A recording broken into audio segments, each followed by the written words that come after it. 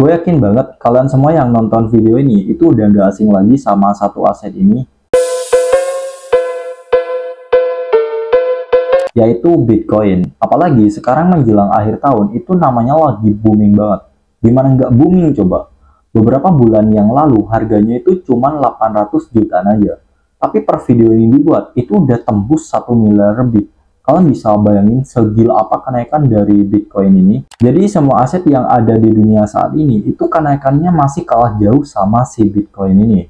Dan gue masih yakin masih banyak orang yang belum benar-benar ngerti apa itu Bitcoin. Tapi tenang aja, di video kali ini gue bakal bahas tuntas tentang Bitcoin. Sebelum kita masuk ke pembahasan utama, gue juga ada investasi rutin di Bitcoin, yaitu mulai beli Bitcoin senilai 50.000 per hari sampai tahun 2030. Buat kalian yang penasaran kira-kira udah profit berapa, kalian bisa cek di YouTube Short aku, atau enggak di playlist channel ini, gue bahas lengkap di situ. Bayangin Bitcoin itu kayak mata uang digital, sama seperti uang kertas yang kalian pakai sehari-hari, tapi bedanya Bitcoin ini nggak ada bentuk fisiknya. Semuanya itu digital, jadi sama kayak kalian kalau belanja itu bayar pakai kris, cuman bedanya Bitcoin itu nggak ada bentuk kertasnya, nggak ada bentuk fisiknya, semuanya itu digital, cuman angka, tapi bukan sekedar angka, di angka itu ada nilainya. Sampai sini kalian udah paham kan sedikit Bitcoin itu apa dan gimana cara kerjanya. Dan Bitcoin juga terdesentralisasi, artinya nggak ada satu pihak pun yang ngatur atau ngekontrol si Bitcoin ini. Jadi nggak kayak bank yang bisa cetak uang semau mereka. Dan Bitcoin ini jumlahnya itu terbatas, cuman ada 21 juta di seluruh dunia. Itu yang bikin nilainya bisa naik terus-menerus karena supply-nya sendiri itu terbatas. Bayangin gini, lo punya kue dan cuman ada 21 potong kue. Kalau orang-orang yang mau itu makin banyak, artinya harga kue itu makin naik dong. Karena yang mau itu banyak, tapi yang tersedia itu terbatas. Sama kayak Bitcoin. Bitcoin pertama kali dibuat itu pada tahun 2009 oleh seseorang ataupun kelompok yang pakai nama samarannya itu Satoshi Nakamoto. Jadi sampai hari ini, identitas yang ciptain Bitcoin itu masih misterius. Gak ada satu orang pun yang tahu di dunia ini. Kenapa Bitcoin bisa jadi booming banget?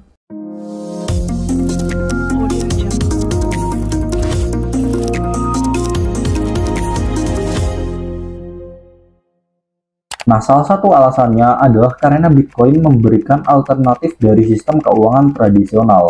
Bayangin dengan Bitcoin, lo bisa kirim uang ke siapa aja di seluruh dunia tanpa perlu perantara kayak bank. Transaksinya juga cepat, biayanya lebih murah, dan enggak perlu nunggu lama kayak lo kirim uang lewat bank. Jadi kalau lo punya saudara di luar negeri yang kuliah ataupun tinggal, dan lo mau kirim Bitcoin nih, ya lo tinggal kirim aja, sama kayak lo ngirim email, itu nggak ada pihak penengah. Jadi langsung peer-to-peer nih. Selain itu, banyak orang yang tertarik sama Bitcoin ini juga karena potensi investasinya. Bayangin aja, harga Bitcoin di awal itu cuma berapa sen doang, tapi di puncaknya bisa sampai puluhan ribu dolar per Bitcoinnya. Itu kayak lo investasi kecil sekarang dan di masa depan bisa jadi besar banget.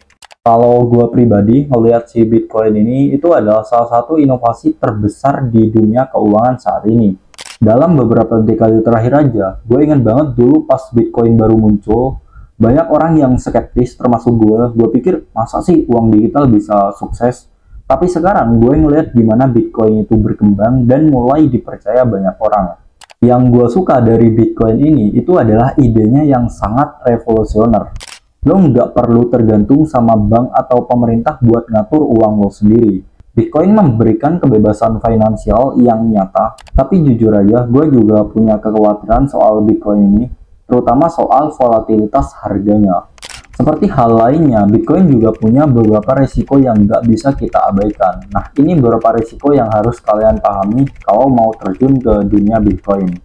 Volatilitas harga Bitcoin itu gila banget guys. Kadang dalam sehari harga Bitcoin bisa naik turun ribuan dolar. Kalau lo nggak siap mental, bisa pusing sendiri lihat grafiknya. Banyak orang yang untung besar, tapi nggak sedikit juga yang rugi karena masuk di waktu yang salah. Misal, lo beli Bitcoin pas harganya lagi 60.000 dolar. dan beberapa hari kemudian harganya jatuh jadi 30.000 dolar. Itu berarti lo kehilangan setengah dari nilai investasi lo dalam waktu yang singkat. Regulasi juga jadi salah satu resiko yang besar. Beberapa negara udah mulai bikin aturan ketat soal Bitcoin, bahkan udah ada yang melarang total. Kalau negara-negara besar kayak Amerika atau Eropa mulai memberlakukan aturan ketat, ini bisa jadi hambatan buat adopsi Bitcoin ke depannya. Meskipun Bitcoin sendiri aman karena pakai teknologi blockchain, tapi banyak orang yang kena masalah keamanan karena dompet digital mereka itu diretas.